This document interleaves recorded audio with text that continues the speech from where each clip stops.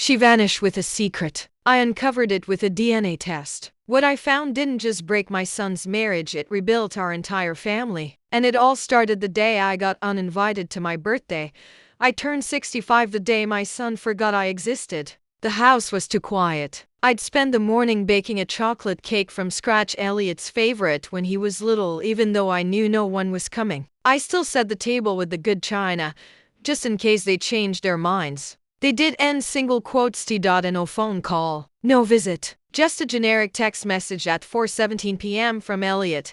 Happy birthday, Mom. Hope it's a good one. We'll celebrate when we get back. Love you. Back from where? That's when I opened Facebook, and there it was, a photo tagged by one of Meadow's friends. A cruise ship, the Caribbean Sea behind them, sun-kissed smiles. Meadow, Elliot, little Tommy, and Emma are all wearing matching outfits. The caption, "Family time is the best time." I stared at it for a full minute before the tears came. I wasn't upset that they were traveling. I was upset they didn't even tell me, that my only son couldn't be bothered to mention it before they left, that I wasn't even considered when they planned their family time.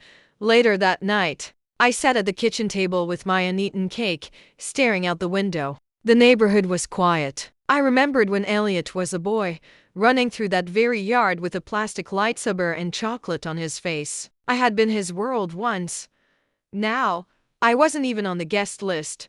A knock came at the door just after 9 p.m. I nearly didn't answer. I wasn't in the mood to talk to anyone, but curiosity won out. It was a man I didn't recognize, tall, thin, maybe in his early 40s, worn jeans, windbreaker, eyes that looked like they hadn't slept in days. "Mrs. Patterson?" he asked. "Yes? I'm sorry to come by so late. My name is David Chan. I need to talk to you about Meadow, about Tommy, and about what she's done to your family." My hand tightened on the doorknob. "What are you talking about?" He pulled something from his coat, an envelope, thick and slightly crumpled. "These are DNA results," he said quietly, "and they prove that I'm Tommy's biological father." The ground didn't just shift beneath me, it collapsed. I let him in. For the next hour, I sat in stunned silence as this stranger unraveled everything I thought I knew. About Meadow, about Elliot's marriage, about the little boy who called me Grandma. David showed me photos of him and Meadow together.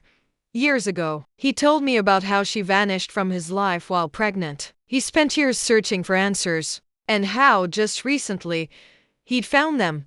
"She's done this before," he said. "She charms her way in, isolates the men from everyone who might see through her, and then takes control.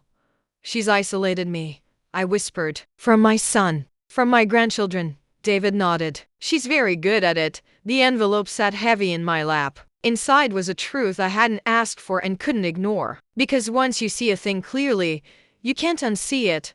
Meadow wasn't just a manipulative daughter-in-law. She was a threat to my family. And for the first time in years, I felt something stir inside me. Not bitterness. Resolve. Elliot never questioned Tommy's parentage. That's what David said as we sat across from each other in my living room, a half-drunk cup of tea cooling between us. If Meadow could give him a biological child, David explained, he'd be less likely to doubt that Tommy was his too, and it would cement their relationship even further. I felt sick. Every part of my son's life, his marriage, his family, his future, had been carefully manipulated by a woman who saw him not as a partner but as a provider. And she'd used children, my grandchildren, as leverage. "Tommy doesn't know, does he?" I asked. David shook his head. "Of course not. He's 7. As far as he's concerned, Elliot's his father and always has been. And Emma, she just thinks she has a big brother who looks a little different. Kids don't question these things, but adults should." I was beginning to understand why Meadow had worked so hard to push me out. A grandmother who paid attention, who spent time with the children, might notice that Tommy didn't resemble Elliot at all. Might start asking dangerous questions about genes and timelines. "David," I said slowly, "why now? Why tell me all this instead of going to the courts or straight to Elliot?" He looked down at his hands, his voice quieter. "Because I saw those cruise photos. Meadow isn't just cutting me out of my son's life, she's erasing you too. And if we don't stop her, she'll keep doing it. To Elliot, to the kids, to everyone." I swallowed hard. 1,000 memories suddenly reframed in sharper focus. Tommy, not running to hug me anymore, asking Meadow for permission before speaking, Emma looking wary when I reached out for a kiss. I thought they were just growing up, I murmured. Becoming more independent. No, David said gently. They're being taught you're not safe to love. That hit like a blow. She'll discard Elliot eventually, he continued, just like she did with me. But first, she'll isolate him, strip him of everything but her. And when she's done with him, he'll be left with nothing. I saw it then. My son, alone in an empty house, wondering where it all went wrong, broken by a woman who never loved him, only used him. What do you want me to do? I asked. David stood, pulling together the documents, the DNA test, photos, and marriage certificates. He handed me a business card. Help me save our family. Both of us. Because that's what we are, Loretta. Family. You're Tommy's grandmother, blood or not. And I won't let her destroy that. I didn't sleep that night. The envelope sat on my kitchen counter like a loaded weapon. The DNA results, the truth, were waiting for me to decide whether I dared to use them. Outside, the night whispered with quiet winds and far-off traffic. Inside, everything was still to still, but for the first time in a long while, I didn't feel powerless. I felt ready. 3 days later, I called Elliot. My voice was calm, rehearsed. Hi, sweetheart. I was wondering if we could all get together for dinner this weekend. I have something important to discuss with you and Meadow. There was a pause. Is everything okay? He asked. You sound serious. I've just been thinking, I said. About family. About the future. I think it's time we had a real conversation. I could hear Meadow in the background, faint but insistent. When Elliot returned to the line, his voice was more guarded. Meadow wants to know what kind of conversation. Of course she did. Meadow could sense the shift, could feel control slipping, even through the phone. Tell Meadow I'm not upset, I said smoothly. I just believe families should talk openly. Saturday at 6 would be perfect. I'll cook. He hesitated. Let me check with her and get back to you. I smiled tightly. My 38-year-old son, asking permission from his wife to have dinner with his mother. Of course, I replied. Let me know. He called back 2 hours later. Saturday works. 6 o'clock, perfect, I said. I'm looking forward to seeing everyone. I hung up and stared at the manila folder on my counter. It was time. This Saturday dinner wouldn't be like birthdays or holidays or polite little family gatherings where everyone played their parts. This one would change everything. It had to. Saturday arrived gray and wet, the kind of October drizzle that seeps into your bones. I spent the morning preparing the meal, Elliot's favorite pot roast, garlic mashed potatoes, green beans with almonds, and for dessert, the apple pie he always asked for on special occasions. I wasn't just cooking. I was anchoring us in something familiar, something real. If this was going to be the last dinner we ever had as a family, it would at least begin with warmth. I set the dining room table with the good china, the same set I'd bought decades ago, back when I believed that every family holiday would be beautiful and honest. The same plates I'd planned to use on my birthday, the ones they missed because they were on Meadow's surprise cruise. Ironic, they arrived precisely at 6. Meadow, of course, looked flawless, cream-colored dress, soft curls, that smile so practiced it was nearly robotic. She was the perfect image of the devoted wife and doting mother. Tommy bounded through the door first. Grandma Loretta, I learned to swim. Wanna see me do the doggy paddle? I bent down and hugged him tightly, trying not to cry. Maybe after dinner, sweetheart. Go wash your hands. Emma came in behind him, quieter. She gave me a cautious hug, still holding her doll by one arm. I kissed her forehead. She didn't flinch. That was something.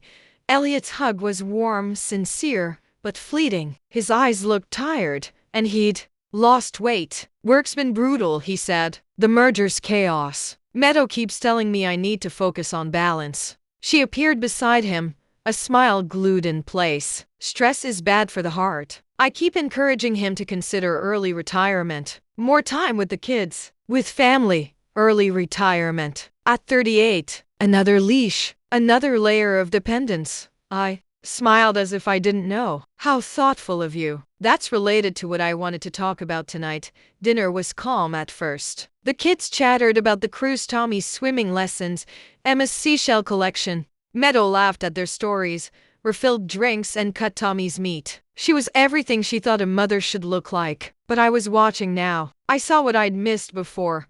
How she interrupted Tommy when he mentioned missing me. How she redirected Emma when she asked why Grandma didn't come on the cruise. She gently, constantly controlled the flow of attention. When the children finished, I suggested they play in the living room. Meadow was quick. They should get ready to leave soon. It's a school night. This won't take long, I said, tone firm. And what I need to say might affect their routine quite a bit. For the first time that evening, something flickered across her face. Not annoyance, not concerned. Fear. I waited until the kids were settled on the carpet with their toys before I returned to the dining room. The manila folder sat on the table beside my coffee cup. Elliot looked at me, puzzled. So, what's this about? I took a breath. It's about honesty, about family, about the truth. Meadow's smile tightened. That's a little philosophical for dinner, don't you think? Is it? I lifted the folder and laid it gently in the center of the table. Because I've learned some things about family history, about genetics, about how lies can fester when they're left too long in the dark. Elliot straightened in his chair. Mom, what's in that folder? I met his eyes. The truth. I opened it, laid the DNA results in front of him. These are the paternity test results for Tommy. They show, with 99.7% certainty, that you are not his biological father. The silence that followed felt like a live wire. Elliot stared at the paper unblinking. Meadow didn't move. Her smile was gone, replaced by that terrifying calm of someone calculating her next move. A paternity test? Elliot whispered. Why would you? How did you? There's more, I said. His biological father is a man named David Chen. Meadow was involved with him before she met you. She left him while pregnant. She came to you needing a husband, needing a father for the child she already carried. Meadow stood so fast her chair scraped back. This is insane. Loretta, what kind of game are you playing? Sit down, Margaret. The name hit her like a slap. She staggered, her eyes wide. Mom, Elliot said, shaken. Margaret? What's going on? I slid more documents across the table. Her real name is Margaret Winters. She's been married twice before. Each time, the same pattern. She finds a man, isolates him, cuts him off from friends and family, then moves on when it suits her. That's not true. Meadow's voice cracked. Elliot, don't listen. She's always hated me. Tommy was born 7 months after you met her, I said. You thought he was premature. He wasn't. He was right on time for someone else's child. Elliot picked up the papers. His hands trembled as he read. His lips parted. And then he looked at Meadow. His wife. Is any of this real? He asked, voice broken. Was any of it ever real? Her lips moved. No sound came out. Then, from the living room, Tommy called out, Daddy, can we have ice cream? Elliot flinched like he'd been shot. His eyes brimmed. What do I tell them? He whispered. How do I explain this to the kids? We'll figure it out, I said gently. Together, as a family. Meadow turned. But I wasn't done. Margaret, I called after her. David's not going to disappear this time. And neither am I. If you try to run with the children, we'll stop you. If you try to hurt them, we'll protect them. Your reign of control ends now. She walked out. Left behind was the sound of toys clinking, of Tommy laughing, of Emma giggling softly, and us what remained of a broken family finally ready to rebuild. Meadow didn't return that night, or the next. By Monday, her lawyer had called Elliot to arrange a transfer of personal belongings and begin divorce proceedings. No apologies, no explanations, just the cold precision of a woman vanishing into her next reinvention. The hardest part came afterward, not the confrontation, not the legal fallout, but the soft, crushing grief of 2 children who didn't understand why their mother wasn't coming back. Tommy didn't cry, not at first. He asked questions daily, his voice always hopeful. Is Mommy coming to my game? Did Mommy forget where we live? Can we send her a picture of the doggy paddle? Each question was a pin, To the heart, Emma was quieter. She slept with the lights on, refused to let go of her doll, and hovered near Elliot like a shadow. If he left the room, she followed. If he closed the door, she waited outside. She didn't say much, but her silence spoke volumes. We all adjusted. In our way, Elliot moved back into the house, his house now. He cleared out Meadow's things with quiet determination, boxed up her curated illusions, and began to rebuild a home that belonged to his family. David found an apartment nearby, 10 minutes away, but present, consistent. He joined us for dinners, school pickups, and soccer games. He showed up again and again until the kids stopped flinching when he walked into the room and started asking if Daddy Dave would come to movie night. It was messy. Beautifully, achingly messy. We went to family therapy. At first, Tommy hated it. "I don't want to talk to a stranger with too many pillows," he'd grumble. But slowly, through drawings and whispered truths, he found his voice. He told David he was glad he had two dads. He told Elliot he missed their pancake Saturdays. He told me, one rainy afternoon, that he loved me even if I didn't know how to swim. Emma took longer. She clung harder, trusted slower. But one night, she asked David to read her favorite bedtime story and didn't correct him when he mispronounced a dragon's name. That was her way of letting him in. As weeks turned into months, the house felt different, lighter. The air wasn't charged anymore. No eggshells to tiptoe on. No watching Meadow for signs of approval or disapproval. There was laughter again, loud, unfiltered, unafraid. And more than that, there was honesty. One night, while helping with homework, Tommy looked up and said, "I think it's okay if someone makes a mistake, but not if they lie about it forever." I nearly cried, not because of the words, but because of the understanding behind them. Elliot started smiling again, slowly, then more often. He looked younger, like the weight of years had lifted. He worked fewer hours, took the kids hiking, and learned to cook more than scrambled eggs. He even started seeing an old friend again, someone Meadow had cut out of their lives years earlier. We started new traditions: Friday game nights, Sunday dinners, holiday plans that didn't require perfection, just togetherness. It wasn't always easy. There were bumps, missed cues, moments where we all stumbled over what we were to each other now. But love isn't a performance. It's what shows up when the curtain falls. One Sunday in late March, I was folding napkins for dinner when Tommy tugged on my apron. "Grandma, I want to tell you a secret." I leaned down. "You can tell me anything." He cupped his hands around my ear. "I'm glad you found Daddy Dave. Now I have the most daddies in my class." I laughed through tears. "That makes you pretty special." "I think it makes us special," he corrected proudly, then skipped off to set the table. Later that night, after the kids were asleep and the dishes were done, Elliot and David sat at my kitchen table, talking softly over coffee. "I've been thinking," David said, "about Tommy's name. I don't want to change it, he's a Patterson. But I was wondering, would it be okay if I added your name to mine? Patterson Chen. Just something that connects us." Elliot blinked. "You'd do that?" David nodded. "He doesn't need to choose between us. He doesn't need to feel like one dad is more real than the other. I want him to know that we're all in this together."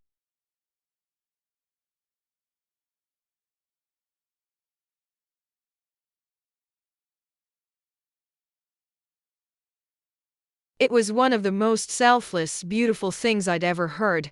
Elliot reached across the table, shook his hand, and said quietly, "That means more than you'll ever know." Later, when I walked David to the door, I stopped him. "Thank you for coming back, for telling me the truth, for staying." He looked around at the pictures taped to my fridge, the scattered toys in the hallway, and the buzz of quiet laughter behind us. "I was afraid of what I'd lose if I spoke up," he said, "but I didn't realize what I might save." I watched him go, heart full. This wasn't the life I'd imagined for my son, for my grandchildren, for myself. But it was honest. It was built, not on illusion, but on choice. We had survived Meadow's storm, and now we were learning to thrive beyond it. 6 months after that dinner that changed everything, I stood in my kitchen barefoot, apron dusted with flour, the scent of cinnamon and roasted chicken filling the house, and felt something I hadn't felt in a long time. peace. The kind that doesn't shout, but settles into the bones. The kind that tells you, you made it through. It was Sunday. Again, family dinner night. A tradition we had built from the wreckage, not out of obligation, but choice. Every week, the people I loved most gathered around my table, not because they had to, but because they wanted to. I heard the front door open, followed by a familiar voice shouting, "Grandma, we brought dessert." "In here, sweetheart," I called. Tommy raced into the kitchen, cheeks flushed with excitement, a bakery box clutched tight in his hands. Emma followed, more cautious but just as enthusiastic, holding a bouquet of daisies. "These are for you," she whispered. "Daddy said yellow's your favorite." I knelt, took the flowers, and hugged her close. "They're perfect." "Thank you, sweetheart." Elliot stepped through the doorway, looking healthier than he had in years. The shadows under his eyes were gone. His smile wasn't strained. He had grown back into himself. David was right behind him, still a little tentative, still learning where he fit, but present, steady, a part of us. "Something smells incredible," Elliot said, leaning in to kiss my cheek. "Is that your famous apple pie?" "Tommy requested it specifically," I said, ruffling his hair. "And the chicken with the herbs, just like you used to love." Tommy beamed. "It's my favorite too, just like Daddy's." The ease with which he called both men Daddy still sometimes startled me. But children know how to love without lines. Tommy called Elliot Dad, and David Daddy Dave, and Emma just smiled like it all made sense, because to them, it did. After dinner, while the kids watched a movie curled up on the living room rug, the three of us sat around the table with coffee and leftover pie, our new normal. "I got the final paperwork yesterday," Elliot said, his voice soft but sure. "The divorce is official." David looked up. "How do you feel?" "Relieved," Elliot said. "It's over. No more shadows. No more walking on eggshells. The kids, they're okay. And I'm okay too." I reached out, squeezed his hand. "You've come a long way, sweetheart." He nodded. "We all have." There had been tears, therapy sessions, tantrums, court dates. Meadow had signed away her parental rights in exchange for avoiding criminal charges. No visitation, no contact. She disappeared like she always did, leaving only the children behind. And in her absence, something incredible bloomed. A real family. Not perfect, not polished, but honest. David had stepped into fatherhood with a kind of quiet awe, always careful not to overstep, always willing to be taught. He brought snacks to soccer practice, bandaged scraped knees, and learned the names of Emma's dolls and the lyrics to Tommy's favorite songs. He never tried to replace Elliot. He stood beside him. One night, he'd come to me with a question, a request. "I was thinking of changing my name," he'd said, "to David Patterson Chan, so Tommy and I could share a piece of that. Not to erase anything, just to show him we're a family." Elliot had said yes. So had I. It was the most beautiful act of inclusion I'd ever witnessed. Now, when people asked about our family, we told them the truth. It's complicated, but it's also full of love. That night, after the movie ended and the kids were packed up for their overnight at David's, I stood on the porch and waved as their car pulled away. Elliot lingered behind, hands in his pockets, watching the stars come out. "I used to think family meant one thing," he said. "A nuclear unit. A perfect plan. But maybe it's not supposed to be so tidy." I smiled. "Real family never is." He looked at me, his eyes bright. "Thank you, Mom, for not giving up on us." I kissed his cheek. "That's not what mothers do." After he left, I wandered through the quiet house. It didn't feel empty anymore. It felt alive. The fridge was covered in artwork. Toys were tucked under chairs. A forgotten sneaker lay by the stairs. It wasn't magazine perfect, but it was real. I poured myself a cup of tea and settled on the couch, my eyes landing on a new photo on the side table. All five of us at the zoo, grinning in front of the elephants. Tommy on David's shoulders. Emma is holding my hand. Elliot, with his arm around us all. We looked like what we were. Pieced together. Imperfect. And whole. I thought of Meadow wherever she was, spinning her next identity, searching for her next victim. I didn't hate her anymore. I pitied her. She could have had this. She could have been part of this. But she chose control over connection. Her loss, our gain. As the house settled around me, I whispered a quiet promise into the warm stillness. I will never let them be broken again, because this time, we are built on truth. This time, we know what to fight for. This time, we are home.